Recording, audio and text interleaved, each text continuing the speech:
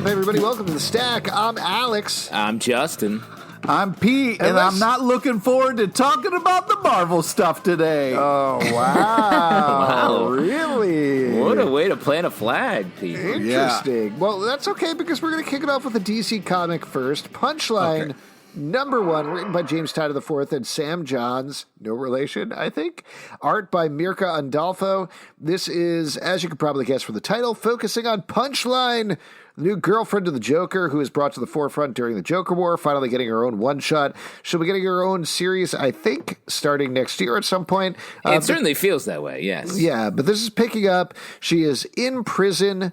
And in this issue, we get one of James Tynion's pet projects. Harper Row shows up again with her brother, tracking down Punchline, is clearly setting her up as an adversary to her. We find out a lot more about her origin. I'll tell you what. I personally have been feeling very much like Punchline is the Poochie of the Batman side of the universe. Oh, what? But, what the? Hold on. Let me finish. But this issue went a long way to selling me on understanding what their take on her is, personally. Okay. Pete, you're all in on Punchline. That is clear. Yes. I think this is a interesting kind of way to come at this character. What I don't like is she's like, oh, man, don't trust people who have a podcast. They turn out to be psychos, which, you know, it's fair. Truth. It's fair. But I do think that this is an interesting villain. It's one of those things where, like, she was kind of forced into a situation, almost helped the Joker in quotes, and then kind of like Batman interrupted them, and then felt like, oh man, I was so close to being a part of something bigger, and this is kind of her pursuit of that. So it's interesting. I feel like as a first issue, they do a good job of being like, okay, here's this character. Here's a little bit of her backstory and what she's about. And I think it does a good job of getting you intrigued for more, to see how this is all going to unfold, and to see if she does claim her kind of like all the bad stuff that she does, or tries to like hide it. I first off, I thought the art on this was great by Mirka Andolfo. Really good stuff, and sort of had some flavor to it, as opposed to just sort of getting it done, which I thought was nice. But I think this issue made crystal clear what the whole idea here is. Jumping off what you said, Alex, like the whole thing with Harley Quinn. Was it always felt a little wild that Harley Quinn was the Joker's psychiatrist, and then suddenly she became his partner, or his just like fully on board. And in this issue, we get to see. Wait, can I? Yes, sure. I just wanted to ask you: have you ever just like really hated your day job before? No, I've never. What is work? Because, you know, when you love your job, it's like you never work a day in your life. So, don't know what you're talking about. If you teach a man to fish, you never work a day in your life. That's what I always say. That's right. I'd rather be fishing, says the seat of my jeans. What I like about this, though, is it's sort of we see the progression, and it very much mirrors how many people are go from being a regular person on the internet to being radicalized in our modern world through social media. Yeah. And I think this does a really good job of using that very real issue in our country/world and putting it into the comic book world and bringing us a character that we believe. Like, I believe the way this story is told, and having Punchline land where she does, like, I'm on board. I think this is a really good issue for getting us to like the character. Yeah, I hope those punches do land, because it'll be interesting to see how this unfolds. Yeah, like you said, very smart, very well done, particularly if you've been on the fence about the character like I have. I recommend reading this issue. Let's move to another one that I know Pete is excited about, even though it's a Marvel comic. Taskmaster #1, written by Jed MacKay. I should have been more specific and said the X-Men stuff, Art God. Art by Alessandro Vitti. So this is a new take on Taskmaster. He is just chilling out on a golf course when we just pick like, up here. everybody Ends up else. getting framed for a murder. I won't spoil who gets murdered, but ends up on the run for that murder as usual. Particularly given that we revisited Fred Van Lente's excellent Taskmaster series just a few months ago. Here on this very show. What'd you think about this one? What'd you think about this new take here? I thought this was a lot of fun. Having Bullseye and him in this kind of celebrity golf tournaments. I just didn't expect this. I was really impressed with, just from reading comics and knowing this character, like, okay, I know how this is going to go. But I was pleasantly surprised by the start of this and how different it felt from what I expected. And I think it was kind of a very cool story and also a very interesting team up. So I think this did a really great job of setting up this kind of new take on Taskmaster a little bit, and then kind of like this arc of where this is going, and kind of laid out all the characters that are going to be involved. I think this did a great job of getting me wanting more and excited for this world. Taskmaster has this weird spot in the Marvel Universe where sometimes it's a little bit Deadpool-esque, but it's just like sometimes he's meant to be a scary villain who is like very hard to beat. And in this, he's sort of goofy dude who is like fucking around. And that's why I feel like Fred Van Lente's take we loved so much, because it really found the middle ground between those two. Like, he's someone with a tragic backstory where he can't retain his long-term memory, and because his brain is full of these fighting techniques that have overtaken his short-term memory. So it's a little I don't quite know where this book is going, because I like the story and I like sort of the task that I hope he masters by the end of it. But the golf stuff felt a little. I was like, wait, what? And I will say I loved that it was Black Widow. My guess was that it was Black Widow was hunting him, and I love that it actually was by the end of the show. I mean, this seems like a pretty clear tee-up for the Black Widow movie, right? I don't know when this is originally supposed to come out, but given that Taskmaster is going to show up there, Black Widow is going to show up there, obviously, it seems like this is tying into that in a certain way, or at least going to be one of those things where, hey, now there's a trade on the stands. The other thing, I'll get into spoilers here. I sincerely... I don't love the idea of being ahead of a book, but I sincerely hope this is where this twist is heading, because, again, spoilers, the thing is that Taskmaster is framed for the death of Maria Hill, and it feels like killing Maria Hill off screen is a very bad, very weird move, but what I think is going on here is Nick Fury Jr. recruits him to find the real killer of Maria Hill so he can get Black Widow off his back.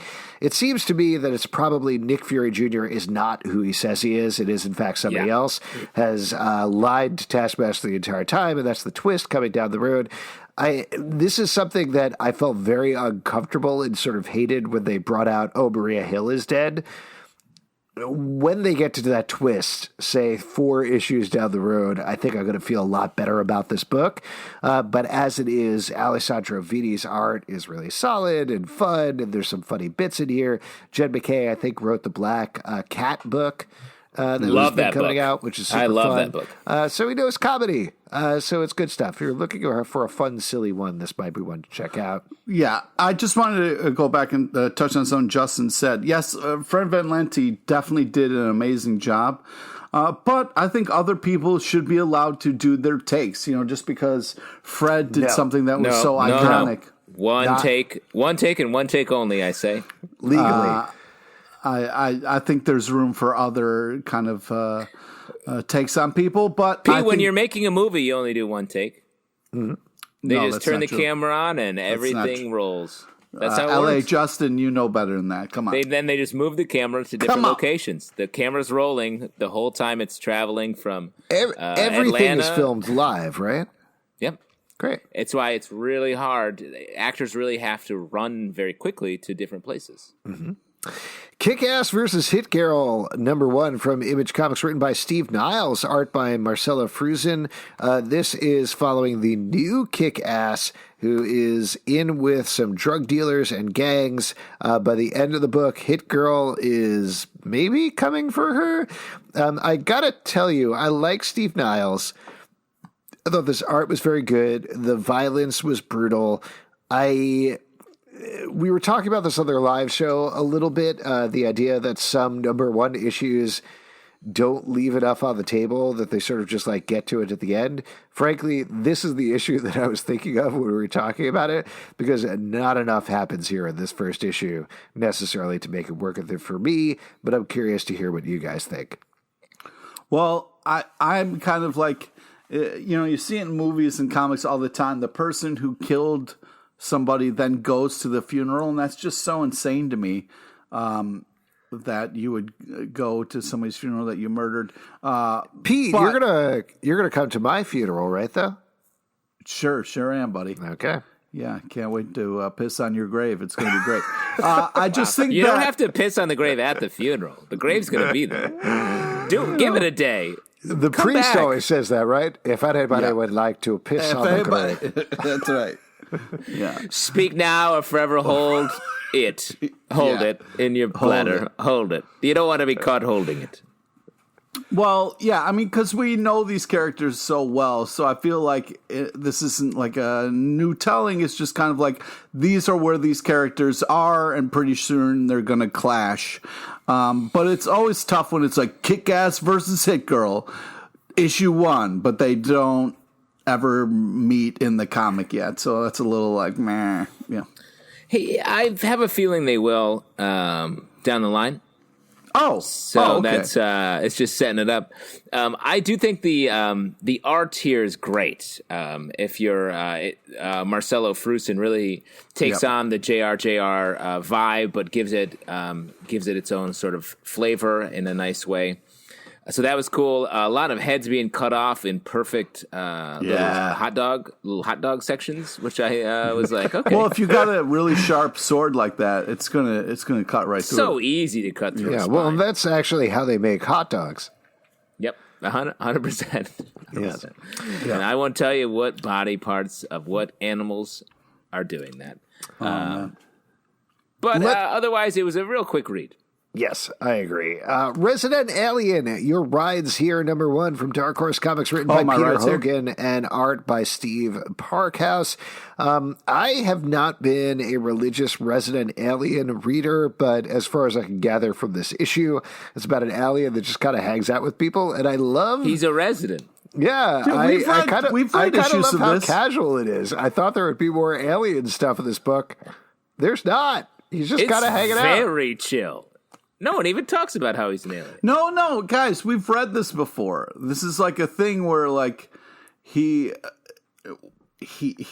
doesn't look like that to other people. Like he kind of wears a disguise, but he revealed himself to that girl who's getting the haircut in the book. This had previous arcs before, and this is a really kind of cool thing. Yeah, no, I know. Okay, all right. This reminded me, and I think this is perhaps why you like it, Pete. It reminded me a little bit of Concrete. Yeah. The old series from back in the day. And it is fun. It is almost too like slice of life for the first like 2/3 of it. I like the Vision Quest stuff at the end, and I would be curious sort of where this opens up to. But man, this issue ends with sort of like, oh, that's just it. It is funny though. I mean, even if you're not totally familiar with the series, and like Pete said, we've read a couple of issues here and there, but just kind of picking this up and not necessarily having immediate recall of what we talked about before, there's still good, solid jokes and characterization in here that make this very engaging. I enjoyed it, even if most of the time I felt like, I don't know what they're talking about. Yeah. Yeah, I'm very into this comic. I really am invested in this relationship. I'm excited for more. This is kind of an interesting new arc, and I'm hoping that the alien and this lady can work it out. How invested in the relationship are you, Pete? I'm very, very invested. Yeah. Heavy. 10K. He put 10K on it. Yeah. Wow. I like those odds. American Vampire, 1976, number 2 from DC Comics, written by Scott Snyder, art by Rafael Albuquerque. As you can probably figure out from the title, this is picking up on the first issue, set in 1976, as Skinner Sweet and his gang are trying to take over a train that holds all of the relics of America. Feels almost like a little bit of a leftover from Scott Snyder's Undiscovered Countries ideas in a certain way. But Skinner Sweet is forced to team up with his brother, who he thought was dead. We get a little bit of flashback that explains that here. Man, it is so good to have this book back. I am loving every issue of it so far. I really Agreed. like the start of it, the fun recap of like, gather around, kids, Uncle Skinner's going to catch you up. I thought that was great. I really appreciated kind of like the walk through their history there. I mean, you can't really say enough about the art. It's really unbelievable. And I love the Butch Cassidy and Sundance reference. So yeah, Skinner Sweet is such a great character. It's just great to be able to read new stories where we can follow him around. And what I like this series as a culmination point of a lot of the American Vampire dangling threads. And like the tongue is gross, and the tongues that we see in this book are gross. And it's great. It's a truly daunting villain for a title that's been able to maintain such quality over the years. Great stuff. Definitely pick it up. Next up, The Amazing Spider-Man number 52 from Marvel Comics, written by Nick Spencer and art by Patrick Gleason. Finally, Spider-Man is facing down Kindred, the villain who has been taunting him pretty much all of Nick Spencer's run. We have gotten the reveal of who Kindred is, or at least who we think Kindred is. Personally, I have some doubts there that the reveal is actually what we think it is. But in this issue, Spider-Man surrenders to Kindred to save all of his friends, all the rest of the Spider-Man family, and it ends in a moment that I felt like such a sucker, because I know this is not going to be permanent, but I legitimately gasped out loud at the end of this issue. I thought this was great. Pete is nodding his head. Yes, yes, yes. I can see him on the video. Yes. Give me he more. He loves it. Give me more. No, Justin, let's go to you first. What did you think about this? We have never been closer to finding out how Kindred is than we are with this issue. And you could have said that for many issues in this run of 52. I really want to know now. Well, they've revealed that Kindred is Harry Osborn. Like, that's been the thing that they've come out and said. Yes, and was that the last issue, or that was, it was 2 issues back. Yeah, and that feels weird to me. It feels wrong. It feels like a fate. And I think you had the theory that it's Peter Parker from the future, like a dead Peter Parker or something, who is like very bitter about his life, perhaps. And I think this issue, I was thinking of that theory a lot, because it feels like Kindred is sort of like, you've wasted your life fighting for these people. And that's sort of the point. And I think that's a nice counterpoint for Peter our present day Peter to fight back and say, like, it is worth it. You just took the wrong path or whatever. My theory was that it was the robber who kills Uncle Ben, the thief. Man, that would be cool too. But I sort of like your theory a little bit better at this point. Feels more on track with what the story they're telling. Because I don't know what Harry Osborn, while he is a big part of Spider-Man lore, Norman overshadows him so much. And like, I don't know what the point of having Harry there does. Well, I'll tell you also on that note, there's a big scene in here that is very reminiscent of what Scott Snyder did in Death of the Family. Death of the Family, Joker arc, where he gathered... the Joker gathered everybody around the dinner table. In this instance, what Kindred does is he digs up the skeletons of everybody who Spider-Man has let die and gathers them around. And the moment it's so well paced and so horrifying because he goes around and is like, here's Captain Gwen Stacy, here's Jean DeWolf, here's Marla Jameson, and then he gets to Gwen and Spider-Man, and he's like, oh no, Gwen, and then Flash, and the last one is like Uncle Ben, and it's so upsetting to see that happen. Very well done in exactly the way that it should feel, I thought. Pete, again, nodding his head, yes. Could not agree more, it seems like. And Pete, before we go to Pete, whose opinion will no doubt really crown this review of the book, I want to give a shout out to Patrick Gleason's art is so perfect for this run. To your point, where you're saying how horrifying this dinner scene is, Patrick Gleason's art is the perfect companion to the story. I just can't wait for Nick Spencer to get the fuck off this book. It's just, he writes these fucked up, twisted things and really fucks with you as a fan who's loved something for many years and then makes you question that. I mean, to dig up these people and have their corpses sitting at a table, fuck you. And then have Spider-Man be like, fucking, I give up, kill me. Fuck you. I'm sick of this shit. This just over-the-top fucking just bullshit to it's just, it's all grotesque. It's all ridiculous. Give me a fucking Spider-Man story, man. This is bullshit. I want to see Spider-Man do something important, like catch a purse snatcher. Has he done that? Has he stopped a purse snatching at any point? I think this is good. Shitty. I'll also mention, I know we didn't include this in the stack. You were like, when that moment happened, I yelled boo, and I closed my laptop, and I was just like, I had to walk away for a little bit. Boo! They're also releasing these 52.LR books, which I know I didn't send over for the stack, but they're kind of taking place between the stories and focusing on the characters that are on Spider-Man. Also really good and really dark. This one focuses on Norman Osborn teaming up with Mary Jane, which is wild, and she hates it. Pete, don't worry. She does not want to work with him at all. But really good stuff and just very dark. It definitely feels like Spider-Man shouldn't be this dark.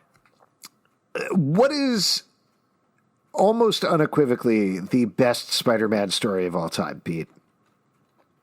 I don't know. Craven's Last Hunt. I think that's your opinion. I don't think. No, I What's think yours? If you ask almost anybody, if you asked what is I like the a best, couple Rhino stories. They're great. Sure, there's great Spider-Man stories, but the best one of all time is probably, obviously, arguably, Craven's Last Hunt.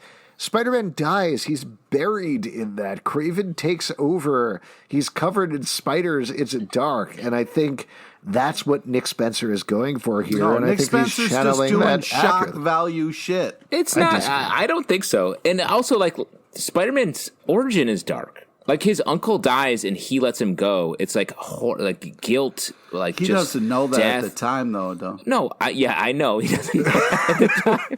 Sorry, Justin, are you familiar with Spider-Man's origin story? Yeah, there was a thief, and he was like, should I stop this guy? And then the guy was like, I'm going to go kill your uncle. And he's like, go right ahead. Yeah. Get out of here, you scamp. As long as Caterpillar Man finds my uncle's corpse later, I'm good with it. Sorry, I'm just saying there's been a darkness to Spider-Man from the jump. So I think this is well within the range to tell this story. Nope. Let's move on then to something that is purposely dark. Scarenthood #1 from IDW by Nick Roche and Chris O'Halloran. We had Nick Roche on our live show this week, so let's be honest here. Let's be true to ourselves. What do we really think about Scarenthood? I'll come out, and I'm going to say it. This is the truth. I like this book. Nice. Bold. I mean, I raved about the book on the live show, but to boil it down, I really like how this book feels very like slice of life. It's about a father in Ireland, I don't know what town it is, but in Ireland, he struggles with just the stress of being a dad, tries to like connect with the parents. It's really funny. And then there's, we slowly get peppered in a couple details about how like the school is maybe a little haunted. And it builds and builds and builds to a legit scary moment that combines the fear of the supernatural with the regular fears of being a parent in a way that I thought was a real great step forward. I'm very excited for more of this. Yeah, I mean, this is more in your guys' sweet spot a little bit because I was like, I get it. You're a real dad in real life, you know. Okay, all right. But Pete, you're a cat dad. You're a cat dad. Think about it if it's a cat. Yeah, but your Twitter bio says cat daddy, right? Yeah, that's exactly what I believe it says. it's Caddy Daddy, if I remember correctly. Oh, my God. So anyways. The original Caddy Daddy. All that aside, I really liked the kind of horror ghost story elements. I thought it was really cool. I very much enjoyed this book, even though I'm not a parent and don't know the struggles that you guys deal with. But I thought it was really well done and interesting, and I'm very excited to read more. I think this is kind of like a cool team on this book, so I think it's rich enough that I really want to kind of delve into it more. Yeah, being a parent's like your life, but with fewer cheesesteaks and fewer romantic comedies. Boo! That doesn't sound fun. I really like this as well. The pitch that I didn't give on the show, if you. Wow! Oh my goodness! Ooh, I thought that was part of the pitch. You seem to be allergic to the pitch. Yeah, that was not part of the pitch. I just teased. This is like single parents meet Stranger Things is the way that I'd put it. Oh wow! It's. We talked about this in the live show a little bit, but I was really impressed, particularly given we read a lot of first issues, with how packed this was with details and the fact that things slowly build to the supernatural, but it isn't the last page reveal. It's about halfway, 2/3 of the way through the issue that we get some weird supernatural stuff. We get even weirder supernatural stuff as it goes. And the character designs are really terrifying in the right way. This is a great debut. I was very happy to read this, and I was glad that we got to chat with Nick for so long about it. Agreed. Let's move on to another title that we've been enjoying quite a bit. G.I. Joe number 10 from IDW, written by Paul Allor, art by Chris Evenhuis. Pete, Yo, Joe. You got to like this one because there was a Baroness appearance in this one. But for the most part, this is about a secret lab that is trying to create half-human, half-robot cyborg bats for Cobra and how they end up taking it down. After classic being a Dr. little Mindbender stuff. I mean, classic Dr. Mindbender stuff. Dr. Mindbender. After not being so crazy about the last issue, I was glad to personally to see this return to form for this issue. What do you guys think about this one?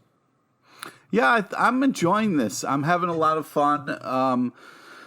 Also, kind of a crazy reveal because I'm used to, I'm sure you guys are the same. Lady J is, she used to roll with Flint or Snake Eyes. You don't need to tell us. Yeah, we're right but there. like She's seeing more of her, she used to roll more with Flint or like even Snake Eyes. Yeah, right. But then to see her with this new guy, and I know he's new because I was like, I'm not wrong on this. I went to the Hasbro website to look this up. There's no frontier. We all did. You don't need to tell us. Yeah. We all headed to the Hasbro website. It's where I get my news. Because I was like, wait a second. I don't remember. First stop, Frontier. OAN. Second stop, Newsmax. Third stop, Hasbro website. Yeah.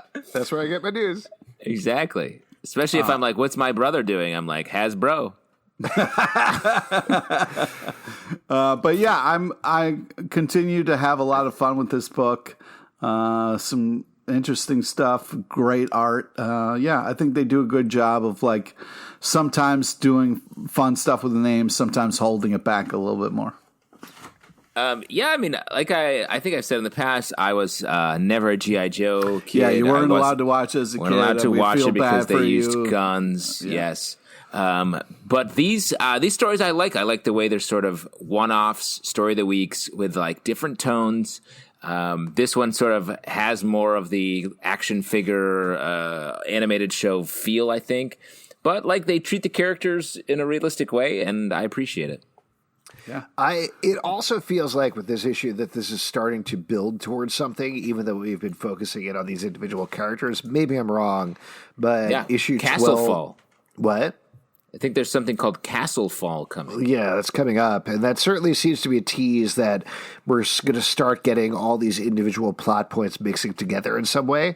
And that's exciting. I mean, if they're really focusing in on 1-2 characters every issue and then it's building to something bigger, that's very cool storytelling. So I'm excited to see where it goes.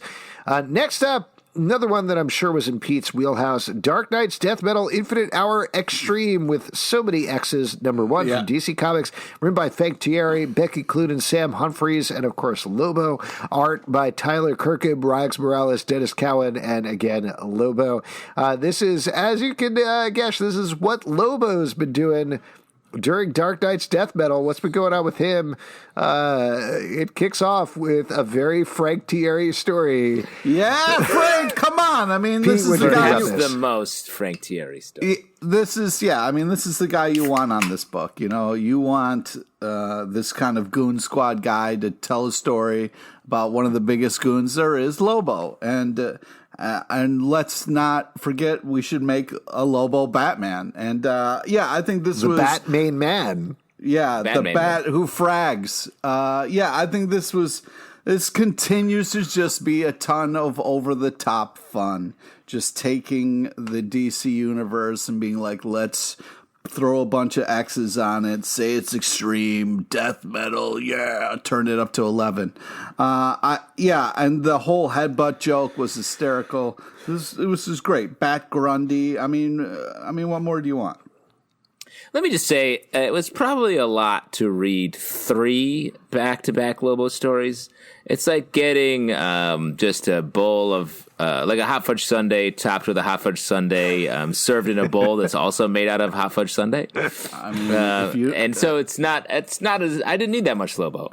Come on, man. I will say I liked the back end of the second story, the other heroes being Lobofied. Superman Lobo, or are you talking about Wonder Woman Lobo, or all of them? I thought those were funny. Yeah, Lobo gets his hands on some death metal and remakes the universe to reimagine everybody's origin stories as all being Lobo. It's I think that was the Sam Humphries, Dennis Cowan section. I could be wrong, but it's hard to tell. It's the one that's called, it says it's by Lobo. So I can't tell if it's the second story or the beginning of the third story. It sort of flows. And then I'm curious, it does feel like Lobo's going to play a large part in the resolution of death metal, which I find. Well, he's been popping up. Go ahead, Pete. No. All I was going to say is he's been popping up almost every issue of Dark Knight's Death Metal, doing something in the background, and this is to explain what he has been doing. Yeah. And also, if you're going to do a death metal book and not talk about Lobo, I mean, you're not really talking about death metal then. If you're going to have a Wolverine who just has a longer cigar and shorter claws, then have him be in the space, I guess. This is not Wolverine, okay? No? No. What are some of the big differences? All right. Is it the healing factor? Wolverine doesn't talk this much, and Wolverine isn't as in love with himself as Lobo is, okay? Wolverine doesn't talk as much. Got it. You're just a dick. Let's move on and talk about Marvel Zombies Resurrection #4 from Marvel Comics, written by Philip Kennedy Johnson, art by Leonard Kirk. This book has been, I'd say, surprisingly great, except Philip Kennedy Johnson has been consistently delivering excellent stuff across the board. Here, the main thing that I talked up to multiple people who were like, I don't want to read a Marvel Zombies book, was the twist last issue, or at least the plot reveal last issue, that the reasoning for the zombies is that it's a bunch of brood who have infested Galactus. So you get the reason they're infesting superheroes is they're the brood. The reason they have a cosmic hunger is because of Galactus. And here are heroes led by Spider-Man with the 2 Richards children and a bunch of other random folks are attacking the Galactus hive in Limbo. It all ends here, or does it? I really like this resolution quite a bit. What'd you guys think? Yeah, this... Yeah. was just really unbelievable. Continually impressed with the twists and turns that this is taking. I didn't see any of this coming the way it is. Action galore, some great story, a really impressive balance of story and action, and the art is just phenomenal. This book is one of those ones that I look forward to when I see it's on our kind of pull list, and it continues to impress. Yeah, I mean, I agree. Like, there's a lot of smart choices in this this story, like smart creative uses of different Marvel characters. And Pete, you must have loved how this is a fun Spider-Man. Yeah. I mean, well, he gets emotional, and it's nice, but also like love the magic stuff and the Wolverine and Blade stuff. And it's just so I don't want to spoil stuff for people. But man, just really cool. I was being sarcastic because Spider-Man is just so sad the entire time. He's not having any fun. But I love the end as well. And I really enjoy the fact that we're getting both Deceased from Tom Taylor and Marvel Zombies Resurrection from Philip Kennedy Johnson. They're both smart reinventions of zombie mythos. We're not just getting zombies in the Marvel Universe, zombies in the DC Universe. They're coming up with canonical reasons for why they exist based on what those specific universes can bring to the table. And that's great. They're both very different stories as well. They're not just zombie stories. And I look forward to hopefully more to come. I was surprised. It seemed like it was tying into whatever that Thanos story that Donny Cates had been teasing is, but I guess we'll see down the road. Next up, The True Lives of the Fabulous Killjoys, National Anthem #2 from Dark Horse Comics, story by Gerard Way and Sean Simon, art by Leonardo Romero. This is picking up, obviously, on the first issue, but as everybody is slowly regaining their mojo and fighting against the They Live type characters who are infesting the world, specifically through the lens of cops, who have been taken over by whatever is going on in this world. What did you think about this one? I think we were really complimentary of the first issue, so how'd you feel about the second? I love the art on this book. Yeah. Like, it has such a good tone and vibe for the whole thing. And, I mean, it's a little, like with a lot of Gerard Way stuff, you're like, not 100% sure with what's happening. But it has a very musical vibe. This feels like a music montage from the Umbrella Academy TV show or something like that. Very much like the action feels like there's a lot happening underneath it. Yeah, I think the art is the real hero here. It's very stylized and kind of switches back and forth, which is really impressive and still feels about the same story. But, we don't know exactly, but we've got enough to kind of follow. It's interesting, action-packed. You can kind of understand why the people are doing what they're doing.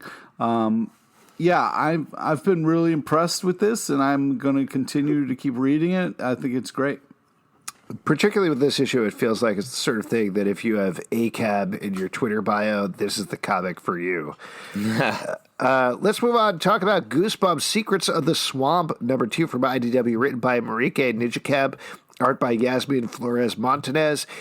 You two in particular were particularly complimentary of this. This is a werewolf tale from the Goosebumps universe, I guess. You like the first issue quite a bit as two girls teamed up to try to track down some werewolves. What'd you think about the second one?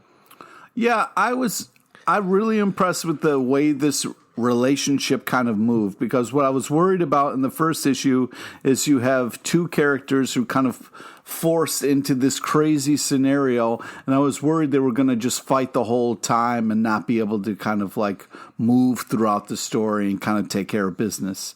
And I think they handled that in such a good way. I've been really impressed with the Goosebumps. This is a fun story. Art is unbelievable. I liked this depiction of werewolves, and I thought it was adorable how that one werewolf just kind of curled up. I think this is very cool and interesting story. I'm excited to read more. I have a feeling these werewolves are going to be people eventually. What? Not a ton happens in this issue as far as driving the story forward. It's mostly like we're scared in the swamp. But yeah, I'm curious to see. It feels like another shoe will drop next issue. Yeah, I still feel like it's not quite bringing all the elements together. The essential idea of two girls who are super into fantasy role-playing games tracking down real werewolves in the woods is a really smart idea, but it's not necessarily paying off on that premise. I hope we see more of that in the next issue, though I do like the art. I think the character designs are very nice, and I'm enjoying reading it. It's a nice, light read. Next up, Getting It Together, number 2 from Image Comics co-creators and co-writers Sina Grace and Omar Spahi, art by Jenny D. Fine. We had Sina Grace and Omar Spahi on the live show a couple of weeks back to talk about the first issue, which we like quite a bit. This is like Friends, but set in San Francisco and real. This second issue is picking up on that as things only get more complicated for everybody's relationships. What'd you think? How did it pick up from the well-received premiere issue of the title? Yeah, I like this. I think, being in a band is hard, There's a lot of moving pieces. I like how they're kind of diving into that a little bit, but mainly focusing on the relationships. The art's fantastic. You care enough about the characters to care about this story. It's relatable. I think it's very cool. I liked how they kind of handle it going back and forth between the different people and, their kind of sides and stuff. I also thought it was very cool the way the art kind of pulls out and pulls in. Like sometimes you see wider shots and other things going on, and sometimes it's very close up. I think that's very cool storytelling. Yeah, I also really like the drinking that was going on there. I can relate to that as well. Yeah. I agree. I think this is a great second issue. First off, just reading this comic from a pandemic point of view, it is like reading science fiction. I'm so jealous of these characters. Yeah, oh my God. Can you imagine being able to go into a bar and then get a drink? I know. That scene in the bar, I was like, yes, please, tell me more. How was it? What was it like? So what did the bar smell like? I even drove by like a TGI Fridays. I was like, oh my God, I want to go in.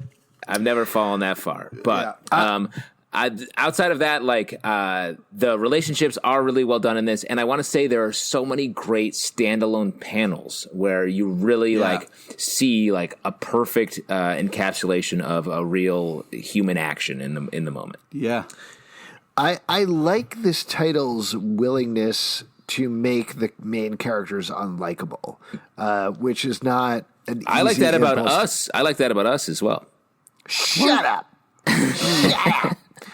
No, I think that's really good. I mean, you have this main relationship that's broken apart, and the fact that you read both of these characters as they're talking about the relationship, they're trying to be friends, it just doesn't work.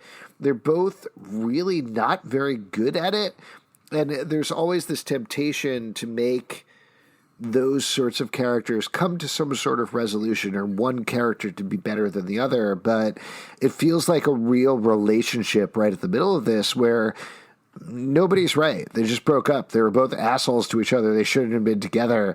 Things went horribly wrong, and they continue to go horribly wrong. So it feels very realistic in terms of the characterization, and I think that's very nice to see. Yeah. Also, fun little story in the back as well. Absolutely. Last bit to talk about. Let's get to our X of Swords, 10 of Swords block, which I know Pete has been eagerly awaiting. We're going to talk about 3 issues this week. Yes. Marauders number 15 from Marvel Comics, written by Jerry Dugan and Benjamin Percy, art by Stefano Caselli. Excalibur number 14, written by T.D. Howard and art by Phil Noto. Wolverine number 7, written by Benjamin Percy and Jerry Dugan and art by Joshua Cassara.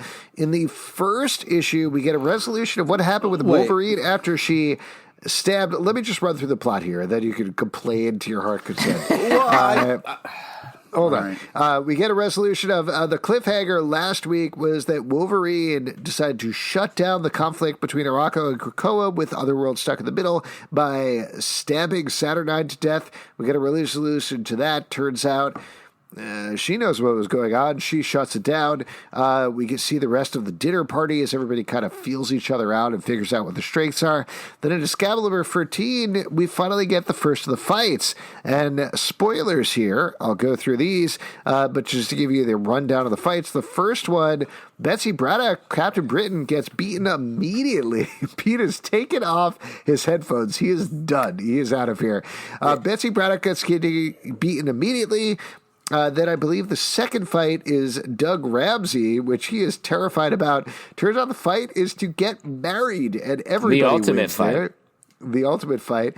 The third one is a wrestling match between Ileana and Pog, I believe. She loses that, which totally makes sense. And then we get a drinking contest between Storm and Wolverine. That's a little bit of a tie for Krakoa there. But then Wolverine gets sucked into a fight, a three-way fight. Pete, put on your headphones. Put on your headphones, Pete. You can't hear what we're saying. Come on. Can I rant now? Can I please? You should listen to what we're saying. Why are you avoiding spoilers? You got to at least hear what I'm saying. I can't relive this bullshit again that you're telling me and not react to it. It's so fucking painful to sit here and you recount the shitty fucking story. You love Here's sword what fights. I think is phenomenal about this. I was going into this. Peter's taking off his headphones again. What I think is great about this, that I was not blown away by is probably too strong, but really impressed by, is I was going into this expecting, okay, that we're going to go through 10 sword fights, right? Yeah. They start off with a sword fight that ends almost immediately. I was like, what the fuck is happening here? Why are we not going to get sword fights? This is, honestly, Pete, put back on the headphones. Put back on the headphones, Pete. Like, I want you to hear this part now, please. No. I want you to hear this part that I'm talking about, because my feeling when I was reading this, when Betsy Braddock immediately loses in like 2 pages, I was furious. I was like, what is happening here? And then when the second fight was a marriage, I was like, where are the sword fights? I was promised sword fights. But by the time they got to the third fight and the fourth fight, I was starting to get really impressed by the structure of the storytelling here. You. Hold on. Fuck you. I was impressed by the structure of the storytelling here because it's a total swerve. They're going for like, what are your expectations? It's going to be this gauntlet of 10 fights. Instead, we're coming up with different ways of hitting this. And it becomes clear, definitely getting into spoilers here, but it becomes clear through the storytelling that what Saturnine is doing, that her whole plan is not to have Krakoa beat Arako, but to have Arako realize, wait, we are the same as Krakoa and we need to join together. And we're not quite there yet, but that's such a fascinating, interesting, different swerve for the storytelling. I am very excited for where this is going forward. Pete, go ahead. All right. Well, first off, to address what you're saying, if you're going to do that, fucking do a fun issue where they're playing fucking volleyball or whatever, or having a barbecue and they can fucking get along or whatever. But you set up for fucking 14 issues, there's going to be this epic fucking battle. And the first epic battle is shit. The second battle is a marriage. What the fuck are you talking about? The third, fourth, fifth, they're not even fights. They're bullshit fucking side things that don't make any sense. People who won don't get points. Other people are getting random points. What the fuck is going on? You've teed this up for fucking... There's gonna be 22 issues of this bullshit. And you've done nothing but rob us of good story with this bullshit where there's actual story that could be happening, but you're not addressing that, just sitting across from each other going, oh, you've done well raising our children. Fuck you! If you're gonna get into it, get into it. Don't just fucking give us one piece of something and walk away. I'm so frustrated on so many levels with this fucking story. I've had it up to here. I was so pissed. Captain Britain, that whole thing with it's very upsetting when you build to something and then don't come close to even delivering it. You fucking piss in my face when it comes to delivery and then walk away and go, yeah, this shit doesn't even matter. We're Pete, counting random spoilers. points. The next issue is the two X-Men pissing each other's faces for the. Yeah, that's the well. that's the X. Well. That's the X. Pissing context. Hold on, Pete. I feel like you might need to catch your breath for a second. Is that? The art is very enjoyable. Oh, nice. That's Took a great. lot for me to say that. I agree with Alex. This was such a surprise, but reading these 3 issues in particular, it really felt like, oh, they're doing like, even though it's not explicitly this, it feels like the fairy realm, where nothing is what you expect. And so, of course, the battle is not going to be just a bunch of random sword fights. Everyone is being tricked. But I think what's smart about that is the Arakko... the reader, are being tricked. But in the same way that the best stories surprise you. You're not being tricked out of money. But let me say, the handful of issues for free. Yeah, I'm just saying. I'm talking about for the people who pay money for comic books. Don't fucking shell out money for this book. You're going to be fucking pissed because hold on, because this is.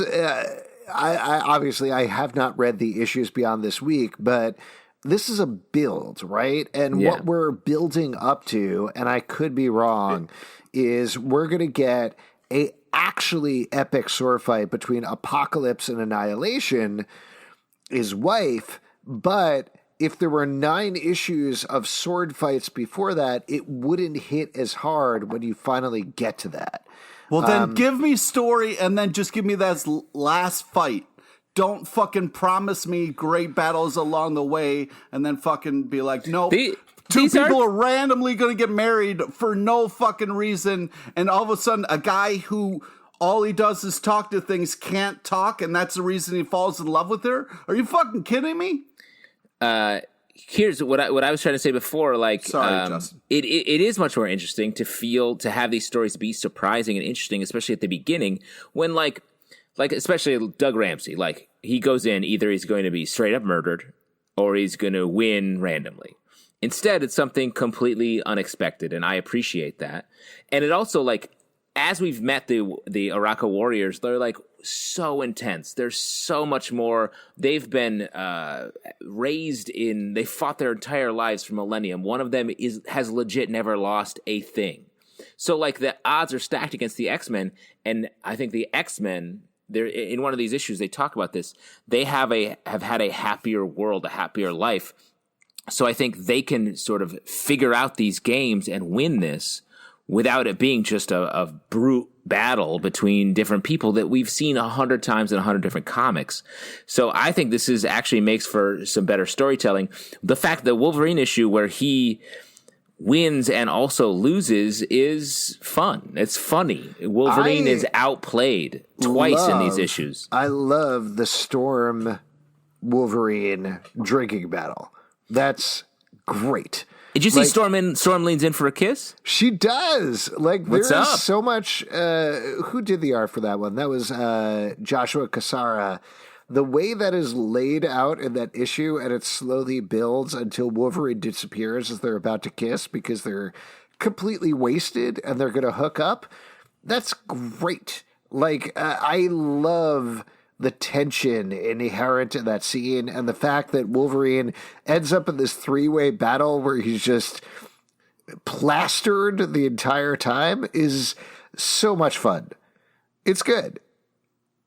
Pete, you're upset. Yes, I'm very upset because who the fuck...